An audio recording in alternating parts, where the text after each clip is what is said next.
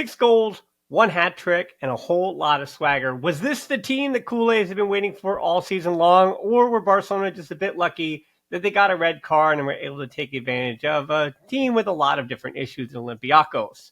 When it came to some of the more tactical nuance, like the left wing for Barcelona or the pressing scheme, well, at least there were some bright signs, but things still need to improve, but we'll get into all of that. Welcome to episode 738 of the Barcelona Podcast, brought to you by the Blue Wire Podcast Network. Thanks so much to everybody who joined me on BigUp.com and played that fantasy lineup game with me for this one against Olympiacos. Remember, I will be back on Sunday. Of course, I will be there on Sunday for the watch-along against Real Madrid in El Clásico, so please join me for that one. And before we dive in, please don't forget to subscribe to the channel, give a like, leave a comment, help me out with a good rating on the podcast apps, or get these shows and skip the ads on Patreon for as low as $3. All right, with all that out of the way, let's dive in. Here are the 5 headlines from Barcelona's 6-1 victory over Olympiacos. Headline 1 is Fermin's first, Fermin's fire. When Fermin Lopez has that energy and is making an impact on games, he really truly makes impacts on games. Whether he's a starter, whether he's a sub, when he has that energy and that desire and all that other good stuff, things are working for Fermin Lopez. Now for Barcelona, when this match started, things weren't really working. Tech had to make a very early save, and Olympiacos started this game on the front foot. But Barcelona, within the first 5 minutes, did settle down, and just 7 minutes in, they go ahead. A goal that showed everything the Hansi Flick wants to see from the system with the La Masia-built players that he decided to start. It was Balde, who was also missing for a few weeks there, and surely Hansi Flick's system misses him.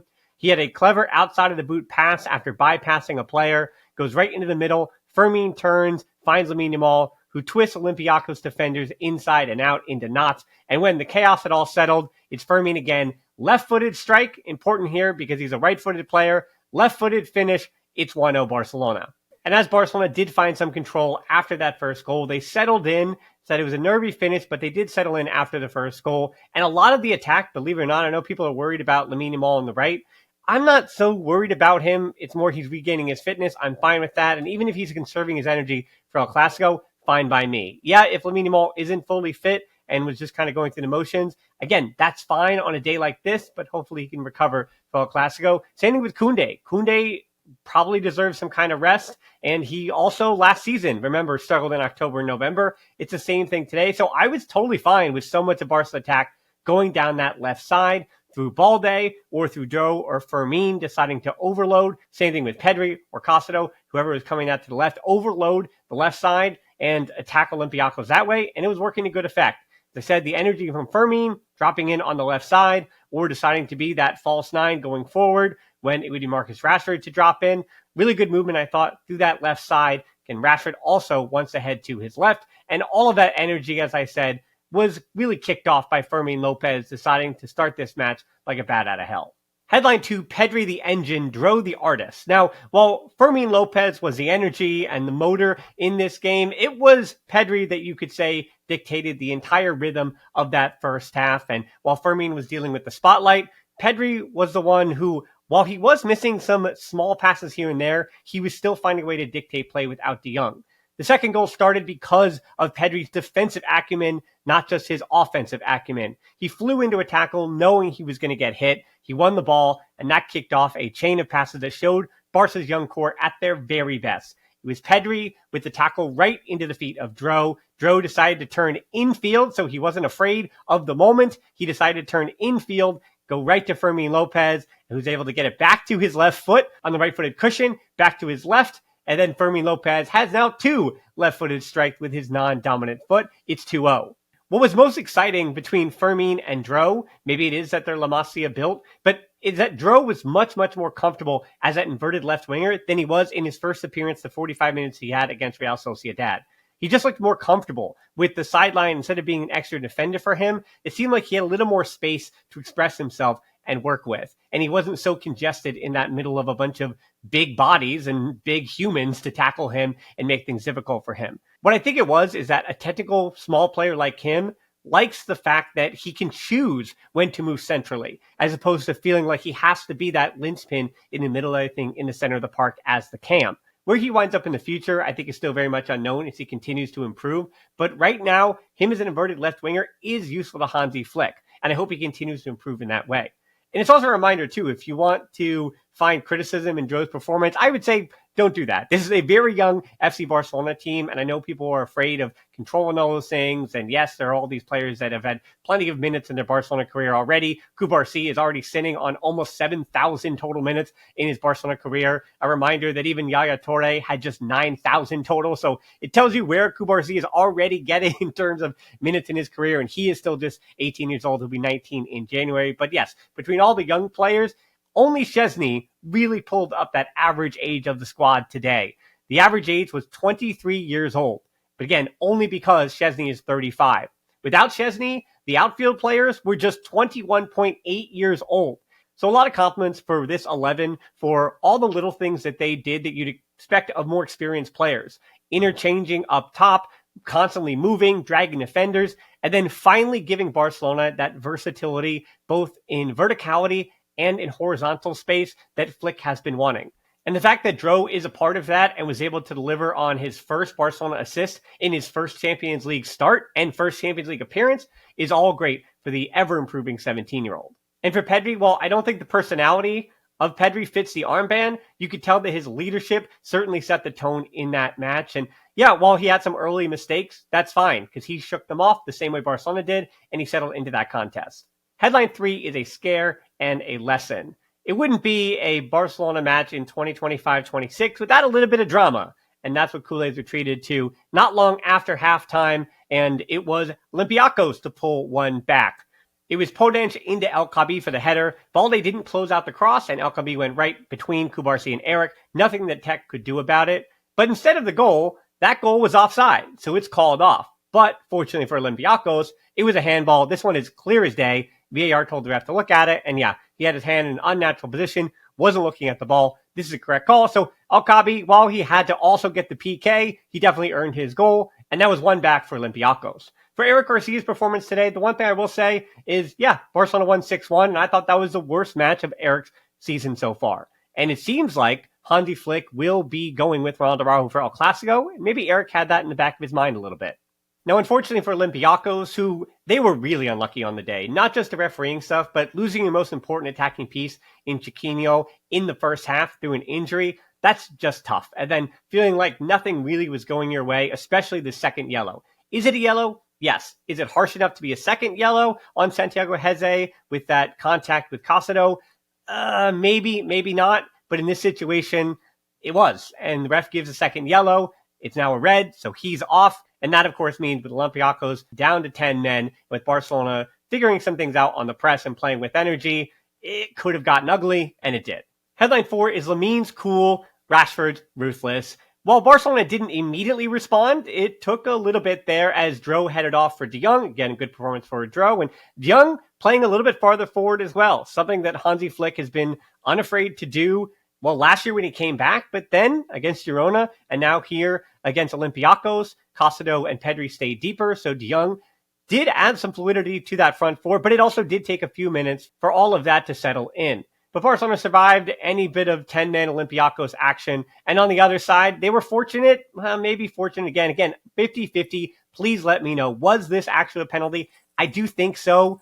It is a soft pen, but I think it's still a pen. The keeper came out, made contact with Rashford, and knocked the ball and stopped his progress. Ref looked at the VAR for all of 5 seconds, so he agrees with me. He knew it. That's a pen. Lamine winds up taking it, his second of the season, and he goes right down the middle after getting the goalkeeper to bite on one of the sides. And this is a goal for Lamine and a goal in a game where he wasn't at his best, but totally fine if he decided to show up on Sunday. And with that, the floodgates open. Critics are going to say, yeah, 6-1 is very unfortunate to Olympiacos. Totally agree. And a bit, we'll say, too fair to Barcelona ahead of El Clásico and doesn't actually show you some of the cracks that were even showing in this 90 minutes. But as I said, for Barcelona, they were to put their foot on the gas and finish a match in second gear the way they're supposed to. By second gear, I also mean continuing to score and taking that pressure off yourself at home in front of that crowd at Montjuic. The 4-1 comes because of Balde and Rashford. They're linking up again. Rashford fakes the goalkeeper and then goes near post. And for Retsos, the captain of Olympiacos, good job by him in this match, but he's got to close out that space. Rashford had way too much time to sit on that ball and then aim for that near post, and you do your goalkeeper dirty for that. It's 4-1. For Rashford, it's 2 almost identical finishes with the right foot, both confident, both ruthless and both at the near post, which, again, near post stuff, that's a confident striker. And then headline 5 is hat trick hero and happy Culers. At this point, the match got some fun in it. Rooney comes in for Lamine, some rest for him. I know people were worried about Pedri, but we also knew that Marc Bernal, based on the press conference that Hansi Flick gave yesterday, is not 100% fit. And Hansi Flick is going to be very careful with him, which is why Marc Bernal did not come in until the final 10 minutes for Pedri in this match. But again, Rooney Bardghji has been earning his minutes as a backup to Lamine Yamal, so he comes in and an instant impact from Rooney, a lot of confidence. You can see that it's not just fitness. He's been healthy or recovering from that ACL for about 8 months now, so he is starting to get back to his best, but he's also still 19, so we may not have seen his best yet. Maybe that's all happening in training, and Rooney is starting to get the confidence that you're going to need from a backup for Lamine Yamal. So with that instant impact, he gets to the goal line. It's one move. It's a cross. He even lowers his shoulder a little bit to get the pop on the ball the way it needs to get over the defenders. Fermin Lopez on his left again and completes his hat trick. So that is 3 goals for Fermin Lopez, and that is 3 goals with the left foot. He makes a little bit of history because the last time a Spanish player for Barcelona even had a brace in the Champions League with Chichi Bajera's stain more than 30 years ago. So that's fun for Fermin Lopez. He is a goal scorer. He is a machine. And we're going to be talking about his ceiling a little bit differently, I think, after this one. Yes, it was a red card. And yes, all the stuff about Olympiacos. But Fermin Lopez, very much like I think with Juan Garcia and Rafinha and Balde, this system that Hansi Flick has, it does need some of those players. When Lamine Yamal and Pedri are out, things are lost a little bit too. When Kubar C isn't playing, things are lost a little bit too. There are vital, significant players in the Hansi Flick system. And based on the press, not just his goal scoring, but based on the press, I think Fermin Lopez might be one of those guys that you could say is essential to the way Hansi Flick wants to play. And just to cap it off before he left, Pedri with one more sprinkle of class, a perfect chip ball over the top to Rashford, who controlled it with the outside of his boot and finished with swagger. 9 direct goal contributions for Rashford, 5 goals and 4 assists. What did I say at the start of the season? I don't remember. Of course, you can go back and let me know yourself. But my guess was if he even had 20 to 24 goal contributions this season, it would be pretty good and Barcelona should buy him. But he's already on pace for around 30, which would be absolutely terrific if Rashford can do that. Yes, Rafinha will be back. I mean, will Lewandowski be back? I'm not sure, but Rashford has been the perfect signing on loan that Barcelona absolutely needed. And now you're saying, I'm glad they didn't spend that money for Nico Williams. So that one's in the books. It's 6-1. And of course, now all the attention turns to El Clásico up next on Sunday. Real Madrid still have to play tomorrow in Champions League, so we'll have to see how they do, who they have available. But I will be going through and deep diving Real Madrid. I will unfortunately have to watch Real Madrid, which you know I don't really always love to do. But I'll take my notes, I'll figure some things out, and I'll come back to you here on the YouTube channel or on the podcast apps with a nice little preview later on this week. And then, of course, on Sunday, please join me on bigup.com, play that fantasy game, as we'll have El Clásico with many of the stars ready to go for that one. Last, before we go, a quick shout to Orion Gordon, the 16-year-old center midfielder for Barcelona's U19 team that had a brace in the UEFA Youth League today and a 3-0 win over Olympiacos, with Adrian Guerrero also adding one more. The Barça bench was full of young teenagers, but yet the U19s haven't stopped winning either. They have won all 3 this season after winning the U19 final last season.